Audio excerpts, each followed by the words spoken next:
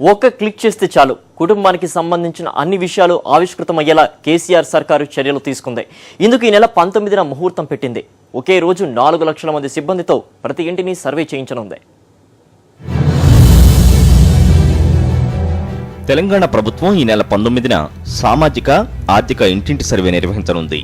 ఇందులో కుటుంబ సభ్యుల పేర్లు, కులం, మతం, రేషన్, ఆధార్, ఓటర్ కార్డులు, gas connection, bank account, mobile నంబర్లతో పాటు విద్యార్హతలు, చేస్తున్న ఉద్యోగం, వ్యాపారం, పొందుతున్న సబ్సిడీలు, పెన్షన్లు, చెల్లిస్తున్న ఆదాయ పన్ను వంటి అంశాలు, స్థిరచర ఆస్తులు, పశు సంపద వివరాలను పొందుపర్చాల్సి ఉంది.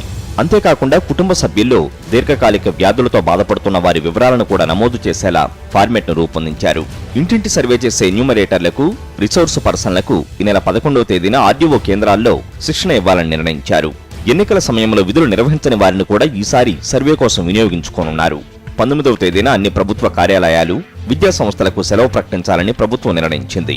అత్యంత పగడ్బందీగా చేపడుతున్న ఈ సర్వేను ఒక్క రోజులోనే పూర్తి చేయనున్నారు. ఇందుకోసం రాష్ట్ర వ్యాప్తంగా 4 లక్షల మంది ఉద్యోగులను వినియోగించనున్నారు. సర్వేకు పెద్ద ఎత్తున సిబ్బంది అవసరమైనందున ఇందులో పోలీసులను కూడా భాగస్వాములను చేయాలని నిర్ణయించారు. అందులో భాగంగా సివిల్ దుస్తుల్లో పోలీసులు సర్వే నిర్వహించాలని సీఎం ఆదేశించారు.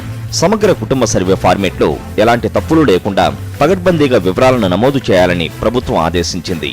ఒకవేళ ఎవరైనా తప్పుడు సమాచారం ఇస్తే సదరు లబ్ధిదారుడు ప్రభుత్వం నుంచి పొందుతున్న సబ్సిడీని రద్దు చేయడంతో పాటు భవిష్యత్తులో ప్రభుత్వ పథకాలు పొందేందుకు అనర్హుడిగా ప్రకటిస్తారు.